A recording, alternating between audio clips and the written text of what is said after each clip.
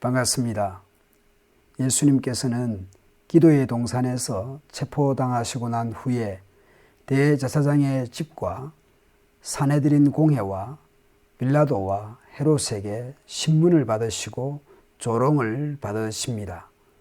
오늘 본문에서는 빌라도에게 또 헤롯에게 신문과 조롱을 받으십니다. 빌라도에게 예수님을 끌고 가서 고소합니다.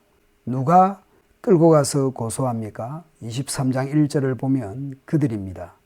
그들이 다 일어나 예수님을 빌라도 앞에 끌고 가서 이렇게 고소하였습니다. 그들은 유대의 종교 지도자들입니다. 그 중에서도 대표자는 대제사장들입니다. 고소 내용을 보십시오. 이 사람은 우리 민족을 그릇된 길로 인도하고 있습니다. 황제에게 세금을 바치지 못하게 하고 자기가 그리스도의 왕이라고 주장합니다.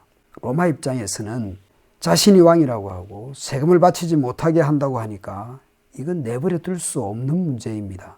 그런데 정말 간사스럽고 교묘합니다.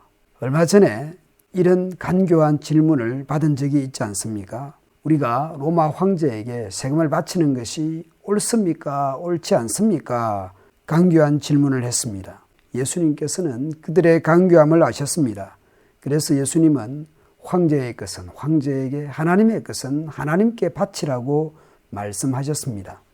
그런데 종교 지도자들이 빌라도 앞에서 고소하면서 로마에 세금을 바치지 말라고 했다라는 것이죠. 그리고 그리스도 왕이라고 주장했다라는 것입니다. 어제 본문에서 확인할 수 있습니다. 네가 그리스도라면 우리에게 말하라. 예수님 말씀하지 않으셨습니다. 네가 하나님의 아들이냐? 그렇다. 그건 답을 하셨습니다. 그런데 예수님께서 스스로 왕이라고 하신 적이 있습니까?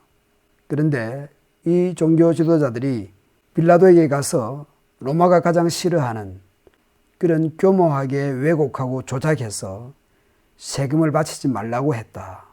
스스로 왕이라고 했다라는 것입니다. 그래서 빌라도가 직접 예수님께 질문을 합니다. 네가 유대인의 왕이냐? 예수님이 그렇다고 하시지만 정말 왕이라고 한다면 유대의 주요 지도자들이 예수님을 그 왕을 잡아올 수가 없잖아요. 빌라도 입장에서는 뭐가 앞뒤가 맞지 않는 것이죠. 그래서 빌라도는 대제사장들과 군중들을 향해서 나는 이 사람에게서 아무런 죄도 찾지 못했다라고 답을 합니다. 무죄를 선언하는 것이죠. 그러나 사람들은 억지를 부렸습니다. 그는 갈릴리에서부터 이곳에 이르기까지 온 유대에서 가르치며 백성을 선동하고 있습니다. 라고 외칩니다. 선동은 누가 하고 있습니까? 조작과 왜곡은 누가 하고 있습니까? 하나님의 말씀을 가르친다고 하는 사람들이, 하나님을 섬긴다고 하는 지도자들이 하나님의 백성들이 되어가지고 하나님의 뜻을 왜곡하는 이들이 누구이며 하나님의 심판을 자초하는 이들이 누구이며 사법당국의 거짓과 조작으로 고소하는 이들이 누구입니까? 빌라도는 갈릴리에서부터 왔다는 말에 갈릴리 왕이었던 헤롯이 마침 예루살렘에 와 있었기에 헤롯에게 보냅니다. 헤롯은 오래전부터 예수님에 대한 소문을 듣고 기적 행하는 것을 구경하고 싶었습니다. 그래서 예수님을 만나니까 기뻤습니다. 헤롯이 예수님께 관심을 가진 것은 생명과 진리에 관한 이유가 아니라 기적에 대한 소문에 대한 호기심 때문이었습니다. 그래서 예수님께서는 헤롯에게서 여러 가지 질문을 받았지만 대답하지 않으셨습니다.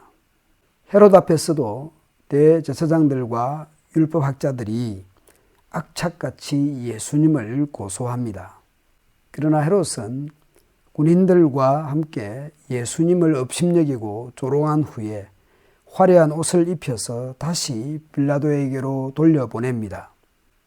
예수님을 반대하거나 죽이고자 하는 데 있어서는 종교적인 파당이나 정치적 파당이나 서로 대립하고 대적했던 또 서로 대척점에 서 있었던 사람들이 나쁜 하나가 되는 놀라운 일이 일어납니다.